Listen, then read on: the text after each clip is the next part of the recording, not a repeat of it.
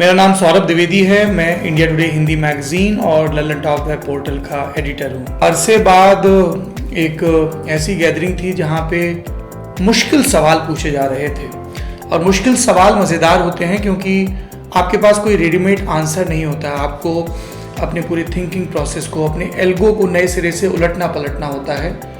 और एक कम्युनिकेटर के तौर पे आप यही चाहते हैं, नए तरह के चैलेंज, ताकि आपके जो यकीन है जिनके सहारे आप यहाँ तक पहुँचे हैं उसमें थोड़ा सा संशय का तत्व घुल पाए। मुझे लगता है कि दो रास्ते हैं जो लिए जा सकते हैं शुरुआत में। एक है जो आपके आई को बनाता है, तो आपके आई से वी तक के सफ़र के जो रास्ते हैं, आपका जो जेंडर है आप उसकी स्टडी कर सकते हो, आप जिस ज्योग्राफिकल रीजन से आते हो आप उसकी स्टडी कर सकते हो, आपके इर्द गिर्द की जो हिस्टोरिकल प्लेसेस हैं उनके बहाने आप हिस्ट्री में दाखिल हो सकते हो।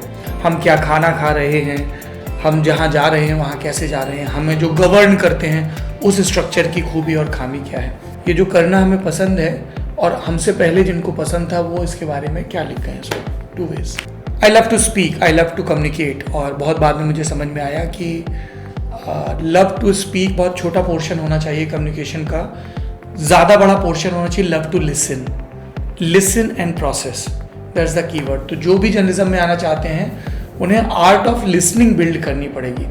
आर्ट ऑफ लिसनिंग के लिए आपको पेशेंस तो चाहिए ही, आपको इंटेंट चाहिए, क्यूरियोसिटी चाहिए, क्योंकि आप रेलेवेंट सवाल पूछेंगे तब आपको जवाब मिलेंगे।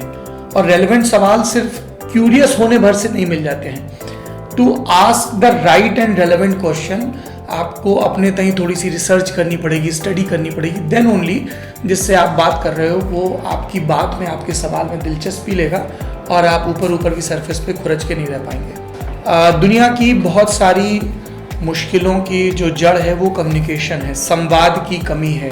सब कुछ कम्युनिकेशन है। अगर यही आसान भाषा में लिखा हो, जब आपको नोटिफिकेशन आए तब लिखा हो कि ऐसा ऐसा होता है, आप इन तैयारियों के साथ आए। दो देशों के बीच बहुत गलतफहमी होती है क्योंकि वो मेज़ पे बैठ के बात नहीं करते, संशय से भरे रहते हैं, अविश्वास से भरे रहते हैं। तो मुझे लगता है कि कम्युनिकेशन बहुत बड़ी की है। हेट्रोसेक्सुअल है वो होमोसेक्सुअल से डरेगा, होमोसेक्सुअल हेट्रोसेक्सुअल के बारे में कोई राय कायम करेगा। लड़कों को बताया जाएगा कि साहब लड़कियां कोई अलग ग्रह से आई हुई हैं, लड़कियां लड़कों से बात नहीं। जब तक आप कम्युनिकेट नहीं करोगे, इंटरेक्ट नहीं करोगे, तब तक चीज़ें दुरुस्त नहीं होंगी। तो मुझे लगता है कम्युनिकेशन इज़ वन थिंग जिसको अगर ठीक से इस्टेब्लिश किया जाए, ठीक से किया जाए, तो दुनिया की बहुत सारी मुश्किलें आसान हो सकती हैं। मतलब मैं आपको दिन भर ऐसे उदाहरण दे सकता हूँ कि अगर कम्युनिकेशन दुरुस्त हो जाए तो कितनी मुश्किलें आसान हो जाए। देसी होना कूल हो सकता है, लेकिन उसके लिए देसी होने के साथ साथ एस्पिरेशनल होना बहुत ज़रूरी है। You can be very earthy, you can take pride in your roots. कुछ भी बेस्ट नहीं है, हमेशा आपको बेस्ट के लिए एस्पायर करना है और उसके लिए जानना ज़रूरी है कि दुनिया भर में क्या हो रहा है। जापानी मछुआरों के बीच मुझे किसी ने बताया था, एक कहावत बड़ी मशहूर है कि सबको सब कुछ पता होता है। और फिर मुझे अफ्रीका में कॉन्गो के आसपास की एक ट्राइब की कहावत पता चली कि किसी को कुछ भी नहीं पता होता है, कोई कितना भी जान ले। तो इन दो के बीच सत्य है और लल्लन टॉक इसी का संधान करता है कि सबको सब कुछ पता है, अब हम कैसे नए ढंग से बताएं, और किसी को कुछ भी नहीं पता है तो हम कैसे आसान ढंग से बताएं। लल्लन टॉक का नाम मैंने ये शब्द सुन रखा था when I was growing up, और मुझे बड़ा मज़ेदार लगा इस शब्द की जो ध्वनि है, क्योंकि जो मैं आपको फिलॉसफी बता रहा हूँ ये उसको रिप्रेजेंट करता है। लल्लन मीन्स वहीं से लाल, लल्ली, लाली ये सारे शब्द आए, है ना।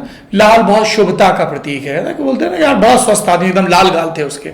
लल्लन शब्द तो वहां से आया कि जो बड़ा देसीपन को करता है। और टॉप का मतलब you aspiring to be on the top. तो लल्लन टॉप हमारे यहाँ वर्ड चलता है कि कोई बड़ा कमाल कर जाए, कमाल करने के क्रम में उसने बहुत शोशेबाजी ना की हो, सहज हो, सरल सा हो।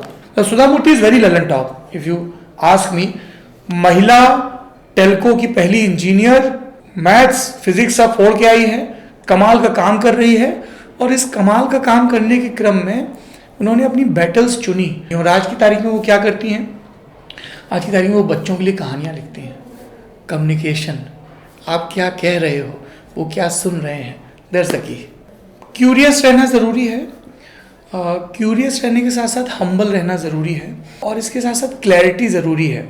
जब हम किसी से कोई सवाल पूछें तो हम अपने बायस को कंफर्म करने के लिए सवाल ना पूछें, हम इस उत्सुकता से पूछें कि यार इस आदमी ने, इस औरत ने कुछ किया है जीवन में, तो ये क्या सोचता है, क्या इसका सोचना और बताना मेरी समझ में एक और लेयर ऐड कर पाएगा। हम जिस इकोसिस्टम में हैं उसमें एक नए तरह का पॉप कल्चर है। मेरे पास पॉप की एक नई डेफिनेशन है। पहले पॉप कहते थे पॉपुलर को, मैं पॉप कहता हूँ प्रॉब्लम ऑफ प्लेंटी को। लेकिन जो प्रॉब्लम ऑफ प्लेंटी है ना, आप एक साथ सारी प्रॉब्लम सॉल्व नहीं कर सकते, दुनिया की सारी मज़ेदार चीज़ें आप नहीं कर सकते, आप एक साथ एक ही दिन बहुत ही शैबी लुक, बहुत ही हैप लुक, बहुत ही कूल लुक और बहुत ही डेक्स्टर लुक नहीं अपना सकते। You have to choose one and make peace with it. आप एक ही साथ क्लीन शेव्ड और दाढ़ी वाले नहीं हो सकते, एक ही साथ आप डबल चोटी और बॉल्ड लुक में नहीं आ सकते, right? Once you make the choice, make peace with it. तो ये जो प्रॉब्लम ऑफ प्लेंटी है कि आपने एक अच्छा गाना सुना और उसको गुनगुनाने, उसकी वर्ड सीखने और खुश रहने के बजाय अरे यार 3 गाने तो छूट ही गए। तो ये जो फोमो है, अंततः दुनिया में कोई भी चीज़ किस लिए है? अच्छा खाना, अच्छा गाना, institution, society, sex, food, marriage, music, movies किस लिए है? So that you feel good about your self. आप इनर पीस के टूल्स बदलते जाते हैं हर वक्त के साथ। तो प्रॉब्लम ऑफ प्लेंटी के बीच कैसे आपको नेविगेट करना है, ये बहुत इंपॉर्टेंट है और इसके लिए कोई फिक्स फार्मूला नहीं है। आप इस देह में हो, आपको अपना रास्ता खुद चुनना होगा, कोई इसका शॉर्टकट नहीं है। कोई ऐसा नहीं कि कोई पैगंबर आएगा आपको मैसेज देगा। मुझे लगता है कि प्रेजेंट और फ्यूचर में अगर एक वैल्यू है जो डेमोक्रेसी को और वर्ल्ड को बढ़ाएगी, वो है celebration of plurality. Celebration of plurality के लिए बहुत ज़रूरी है कि हम ज्ञान के स्तर पर, अनुभव के स्तर पर और आचरण के स्तर पर उस प्लूरैलिटी को एब्जॉर्ब भी करें, सेलिब्रेट भी करें और स्ट्रेंथन भी करें। जब बहुत अलग अलग स्ट्रीम के स्टूडेंट्स एक फेलोशिप में आते हैं और वो बहुत अलग अलग सब्जेक्ट पढ़ते हैं, तो उनको ज्ञान के स्तर पर प्लूरैलिटी मिली। जब वो एक दूसरे से बात करते हैं कि अच्छा आप नागालैंड की इस ट्राइब से हैं, ओके, आप जी मैं तो केरल के उस विलेज से हूँ, now they are interacting with each other. तो आपका ज्ञान प्लूरैलिटी वाला हो गया, आपका अनुभव हो गया, आपका एक्सपीरियंस हो गया, आप अलग अलग सब्जेक्ट्स और अलग अलग लोगों से इंटरेक्ट कर रहे हो। फिर आता है आचरण, कि इसको अपनाने के बाद आप जो भी वोकेशन अपना रहे हो, आप सिविल सर्वेंट बन रहे हो, आप एकेडमिशियन बन रहे हो, तो इस मल्टी डिसिप्लिनरी अप्रोच को कैसे आप अप्लाई कर रहे हैं। और जब मैं इस यंग इंडिया फेलोशिप में आया तो मुझे उस प्लूरैलिटी का सेलिब्रेशन दिखा। सेशन के ठीक पहले अशोका की लाइब्रेरी में गया, एक किताब देखी जो 1857 के ऊपर थी और नज़र घुमाई तो वहाँ पे दिखा कि एआई का जो एथिक्स है वो कैसा होगा। Now look at this, the diversity, मतलब एक मेज, आप एक शेल्फ इधर से इधर हुए। So that plurality is the keyword. क्योंकि एक बार जब आपको वो समझ में आ जाएगा ना, तो यू विल स्माइल मोर।